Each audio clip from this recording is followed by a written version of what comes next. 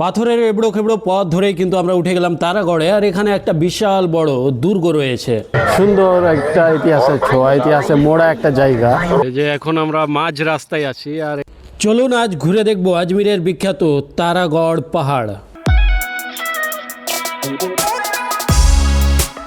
রাজস্থানের আজমিরে অবস্থিত তারাগড়। আর এই তারাগড়ে কি কি রয়েছে সব কিছু আপনাদের দেখানোর জন্য কিন্তু আমরা চলে আসলাম আজ তারাগড়ে। তো তারাগড়ে ওঠার জন্য কিন্তু গাড়িরও ব্যবস্থা রয়েছে। আপনাদের সৌন্দর্যটা আর কি কি রয়েছে সব কিছু দেখানোর জন্য কিন্তু আমরা হেঁটেই কিন্তু চলে আসলাম তারাগড়ে। তো পাহাড়ের রাস্তা, পাথরের রাস্তা, এবড়ো খেবড়ো রাস্তা ধরেই কিন্তু আমরা আস্তে আস্তে আস্তে আস্তে ধাপে ধাপে কিন্তু উঠে যাচ্ছি তারাগড় পাহাড়ে। ওই যে উপরে দূরে আমরা কিন্তু দুর্গ দেখতে পাচ্ছি, আর এখানে একটা পাথরের ইতিহাসের ছোঁয়া একটা গেট কিন্তু আমরা দেখতে পাচ্ছি। আর পুরো দৃশ্যটা কিন্তু ওয়াও লাগছে।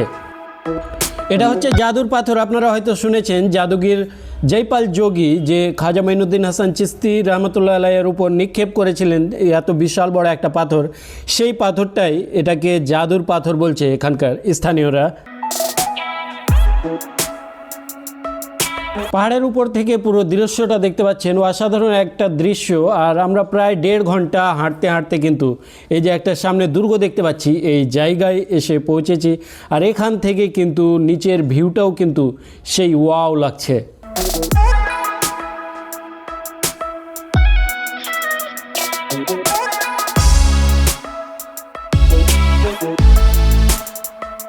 তো এই জায়গাতে আমরা কেলার মতো দেখতে পাচ্ছি, সুন্দর একটা ইতিহাসের ছোঁয়া, ইতিহাসে মোড়া একটা জায়গা।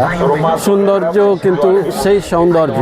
আর এখান থেকে কিন্তু আমরা আজমির শহরের যে ভিউটা দেখতে পাচ্ছি, এখান থেকে আজমির শহরের যে দৃশ্যটা দেখতে পাচ্ছি, সত্যিই অসাধারণ একটা দৃশ্য আপনারা দেখতে পাচ্ছেন। তো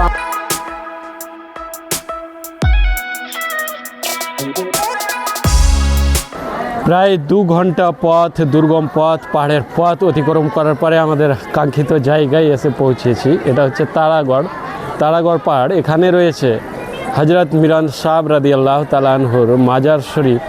তো এই জায়গাতে আর কি কি রয়েছে, কত কিছু দেখার মতো রয়েছে, সব কিছুই আপনাদের ঘুরে ঘুরে দেখাবো। এই নামার পথে দেখতে পাচ্ছি এই জায়গাতে একটা বড় একটা কুয়ার মতো করে জলাশয়। তো স্নান করছে অনেকে। যে ওই ভিতর দিয়ে কিন্তু আসার রাস্তা আছে, কুয়োতে নামার রাস্তা। বড় একটা জায়গা, ঐতিহাসিক জায়গা, সুন্দর লাগছে, খুব দারুণ লাগলো। এককালে এটি একটি শক্তিশালী দুর্গ ছিল। পাহাড়ের উপর দিকে এর অবস্থান এবং দুর্গের স্থাপত্য এটিকে একটি গুরুত্বপূর্ণ সামরিক কেন্দ্র করে তুলেছিল। তারাগড় পাহাড় থেকে পুরো শহরের একটি দৃশ্যমান দৃশ্য পাওয়া যায়। পাহাড়ের চারপাশে সবুজ পরিবেশ এবং প্রাকৃতিক সৌন্দর্য পর্যটকদের আকর্ষণ করে। পাহাড়ের পাদদেশে আজমির শরীফ দরগা অবস্থিত, যা একটি বিখ্যাত ধর্মীয় স্থান। দুর্গের ধ্বংসাবশেষ এবং পাহাড়ের চারপাশে প্রাচীন নিদর্শন ইতিহাস প্রেমীদের জন্য একটি আকর্ষণীয় স্থান হচ্ছে এই তারাগড়।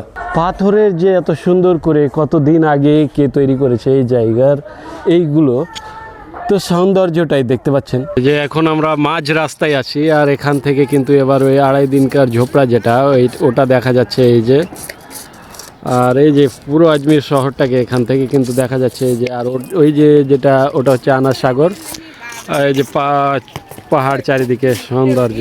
কিছুটা নিচে নেমে স্পষ্ট বোঝা যাচ্ছে 2.5 দিনের ঝোপ। আর আমরা পৌঁছে গেলাম গৌস পাকের চিল্লাখানায়।